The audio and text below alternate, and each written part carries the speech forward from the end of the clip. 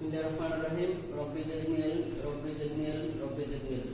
প্রিয় শিক্ষার্থী বৃন্দ, আমরা গত ক্লাসে আলোচনা করেছিলাম হৃৎপিণ্ড বা হৃৎকার্ডিয় চক্র এই বিষয়গুলো নিয়ে।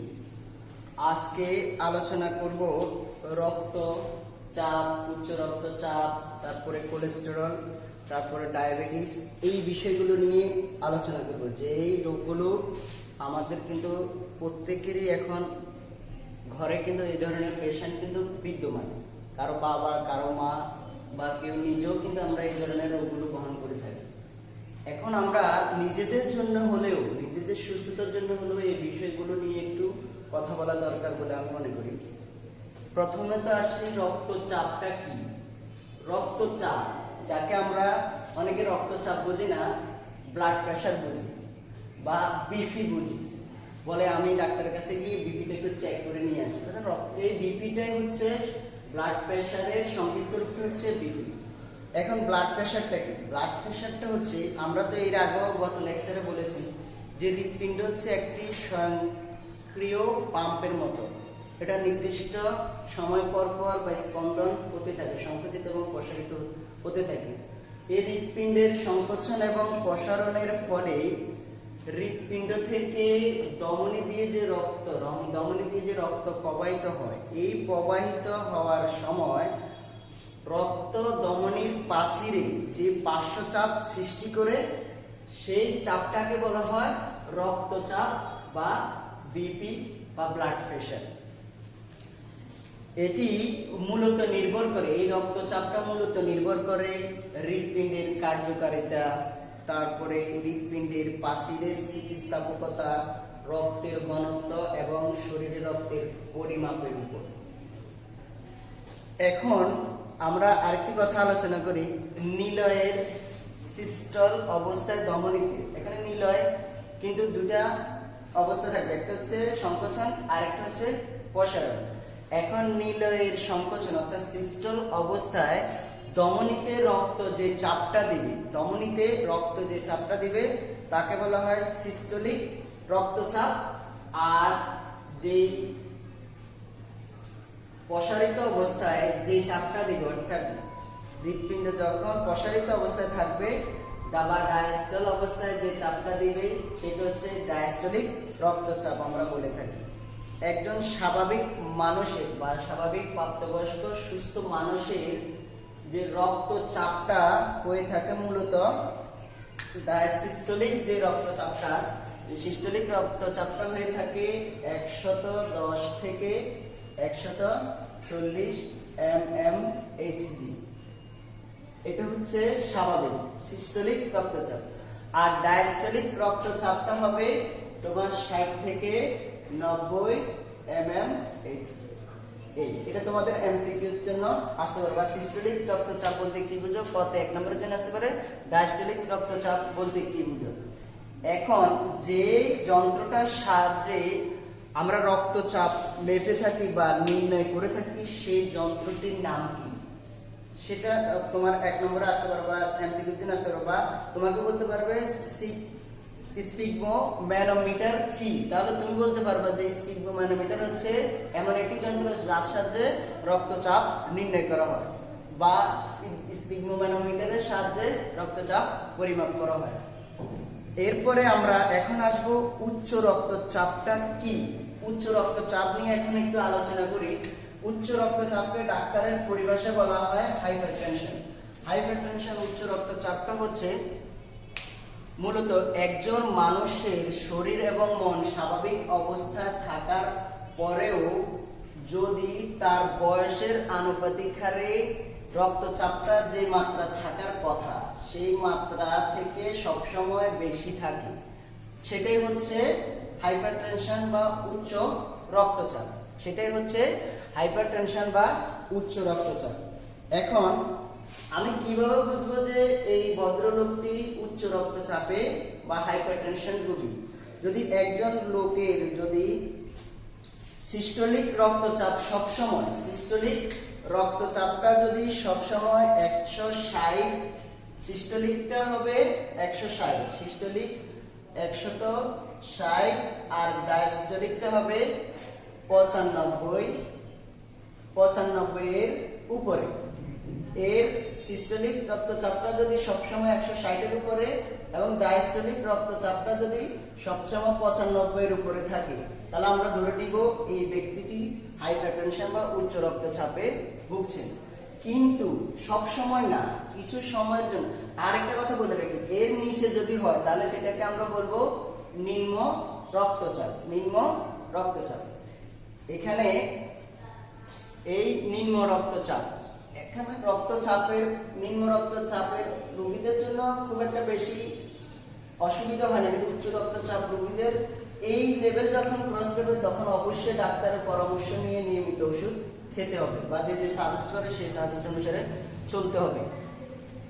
এখন আমরা উচ্চ রক্তচাপ নিয়ে কথা বললাম।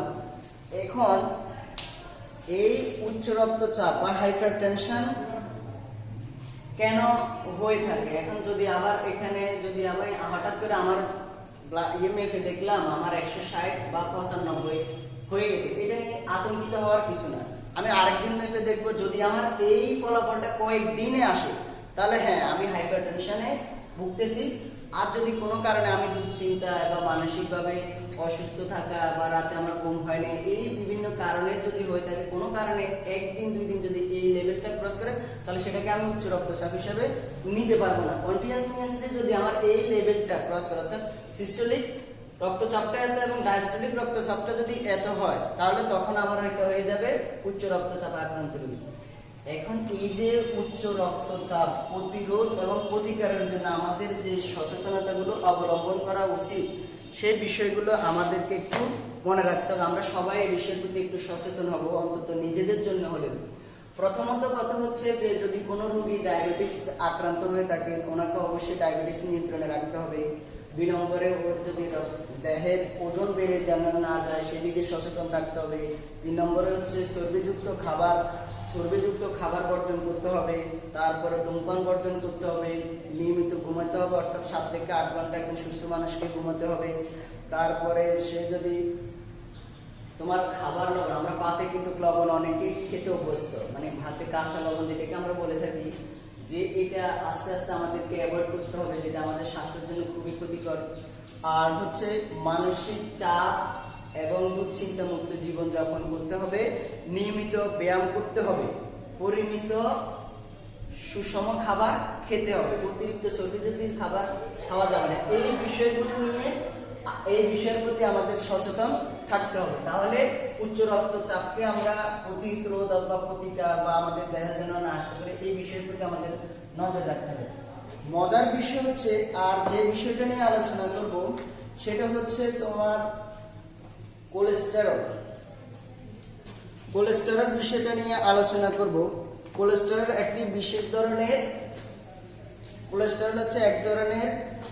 বিশেষ ধরনের জটিল স্নেহ পদার্থ, যাকে আমরা অথবা বলতে পারি লিপিড ও স্টেরয়েডের একটি উদাহরণ।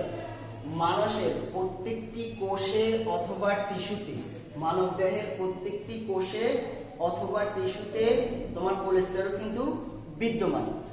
আর সবচেয়ে বেশি যে দুটি অংশের বা অঙ্গের মধ্যে, অর্গানের মধ্যে কোলেস্টেরল বেশি পাওয়া যায়, একটা হচ্ছে যকৃৎ আর একটা হচ্ছে মগজ, বা আমরা আমাদের এই দুটি অঙ্গের মধ্যে কোলেস্টেরলের লেভেলটা সবচেয়ে বেশি থাকে।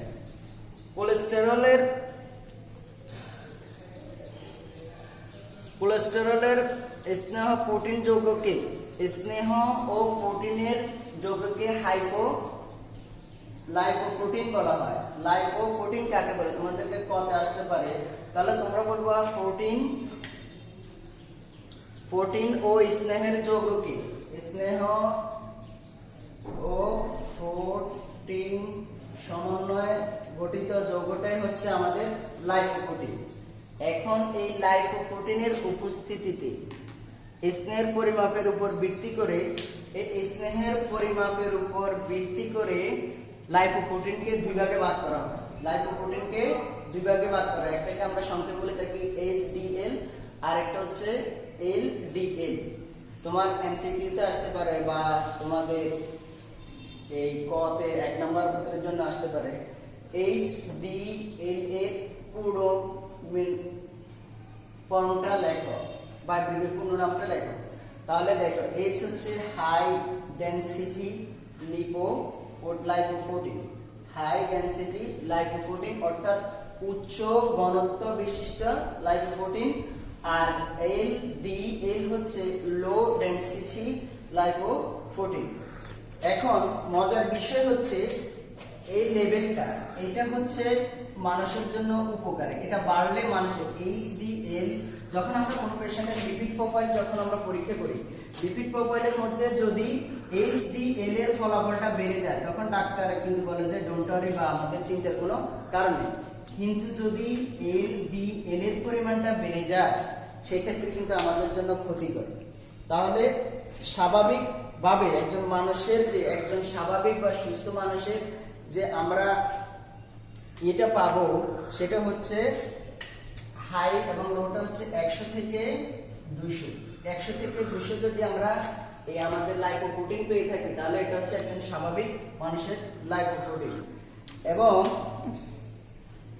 লাইপোপ্রোটিন এখন যদি কোনো কারণে রক্তের মধ্যে যদি আমাদের কোলেস্টেরলটা বেড়ে যায়, যদি আমাদের রক্তের কোলেস্টেরল লেভেলটা বেড়ে যায় তখন কিন্তু আমার এইটা কিন্তু বেড়ে যাবে, এই LDL-টা বেড়ে যাবে। আর LDL-টা যখন বেড়ে যাবে সেক্ষেত্রে আমার সাথে সাথে HDL-টা কমে যাবে। এই দুটির প্রতি আমাদের খেয়াল রাখতে হবে। আর এখন আমি যে বিষয়টা নিয়ে আলোচনা করব সেটা একেবারে আমাদের প্রত্যেকের ঘরে কিন্তু এই রকম রোগী আমরা পেয়ে থাকি, বিশেষ করে বয়স্কদের মধ্যে এই রোগের প্রবণতাটা বেশি, যে ডায়াবেটিস বা বহু প্রিয় শিক্ষার্থীবৃন্দ, এখন আমরা ডায়াবেটিস নিয়ে কিছু কথা বলবো। ডায়াবেটিস এর বাংলা দুটি শব্দ আমরা যেমন বহুমূত্র বা মধুমেহ রোগ বলা হয়। ডায়াবেটিস শব্দটা নিয়ে আলোচনা করার আগে আমরা একটু কথা বলি। দেখো, আমরা যখনই কোনো খাদ্য গ্রহণ করে থাকি, যে কোনো ধরনের খাদ্য গ্রহণ করে থাকি, সেই খাদ্যটি গ্লুকোজে পরিণত হয়ে আমাদের রক্তের মাঝে চলে আসে। কিসে পরিণত হয়ে? গ্লুকোজে পরিণত হয়ে। কিন্তু আমাদের দেহের মধ্যে প্যানক্রিয়াস নামক একটি অংশ থেকে ইনসুলিন নামক এক ধরনের হরমোন নির্গত হয়। আমি আবার বলছি, প্যানক্রিয়াস নামক অঙ্গ থেকে ইনসুলিন নামক এক ধরনের হরমোন নির্গত হয়, যে হরমোনটি রক্তে উপস্থিত থাকা, রক্তের মধ্যে বিদ্যমান থাকা গ্লুকোজকে শক্তিতে পরিণত করে। আর সেই শক্তিটাই আমাদের জৈবিক কাজকর্ম, আমাদের দেহের বিভিন্ন কাজে আমরা সেই ব্যবহার করে থাকি, আমাদের দৈনন্দিন কাজে। এখন কিভাবে বুঝবো বা কখন একজন ব্যক্তি ডায়াবেটিস দ্বারা আক্রান্ত বা ডায়াবেটিস রোগী আমরা বলে থাকি? যদি কোনো কারণে প্যানক্রিয়াস থেকে ইনসুলিন নামক হরমোনটা নিঃসরণ বন্ধ হয়ে যায় বা নির্গমনের পরিমাণটা কমে যায়, সেক্ষেত্রে গ্লুকোজ যে আমাদের রক্তের মধ্যে আছে সেই গ্লুকোজটা শক্তিতে পরিণত হতে পারছে না, ফলে গ্লুকোজের লেভেলটা বেড়ে যায়। তাহলে বোঝা যাচ্ছে যে রক্তে গ্লুকোজের পরিমাণটা বৃদ্ধিটাই হচ্ছে ডায়াবেটিস। এখন কেন বৃদ্ধি পাচ্ছে? ইনসুলিনের যে নির্গমন বন্ধ হয়ে যাওয়ার কারণে কিন্তু বৃদ্ধি পাচ্ছে। এখন একজন আমরা বলতে পারি যে আমাদের কখন আমরা বুঝবো, পরীক্ষা করি যে আমি ডায়াবেটিস দ্বারা আক্রান্ত। ডায়াবেটিসের একজন স্বাভাবিক মানুষের যে ডায়াবেটিসের লেভেলটা হবে 4 থেকে 6 সিবিসি, আমরা যাকে পরীক্ষা করে থাকি 4 থেকে 6। আবার যদি আমরা অন্যভাবে পরীক্ষা করে থাকি তাহলে 70 থেকে 110, এটা হচ্ছে আমার স্বাভাবিক। এই লেভেলটা থেকে যখন বেড়ে যাবে তখন আস্তে আস্তে ডায়াবেটিস দ্বারা আক্রান্ত হবে। এখন এক পর্যায়ে কিন্তু একটা ডায়াবেটিস আক্রান্ত রোগীর এই লেভেলটা অনেক হাই হয়ে যায়, যেমন 12, এটা হচ্ছে কিন্তু খালি পেট, আর এটা হচ্ছে ভরা পেট, তাই না? FBS, তারপরে 2 আওয়ার্স, তাহলে এটা কিন্তু অনেক সময় বেড়ে যায় 12, 14, 15 এইভাবে হয়ে যেতে পারে। এখন ডায়াবেটিস কাদের হওয়ার আশঙ্কা বেশি থাকে?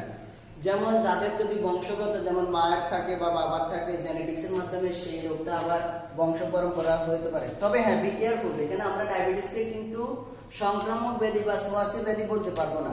ডায়াবেটিস কিন্তু ছোঁয়াচে রোগ না, কিন্তু আশঙ্কা করা যাচ্ছে যাদের মা এবং বাবার শরীরে বা নিকটাত্মীক যাদের শরীরে ডায়াবেটিস থাকে ওনারও হতে পারে, তবে হবে সেটা নিশ্চিত না, হতে পারে, কারণ সেটা জেনেটিক্সের মাধ্যমে আসতে পারে। আর যাদের শরীরের ওজন বেশি এবং বেশি মেদ যুক্ত বা মানে মেদবহুল, তাদের হতে পারে। আবার হতে পারে যাদের আর নিয়মিত ব্যায়াম করে না তাদের হতে পারে। তো মোস্ট ইম্পর্টেন্ট যারা রেগুলার স্টেরয়েড জাতীয় ওষুধ সেবন করে ওনাদের ডায়াবেটিস হওয়ার আশঙ্কাটা অনেক বেশি থাকে।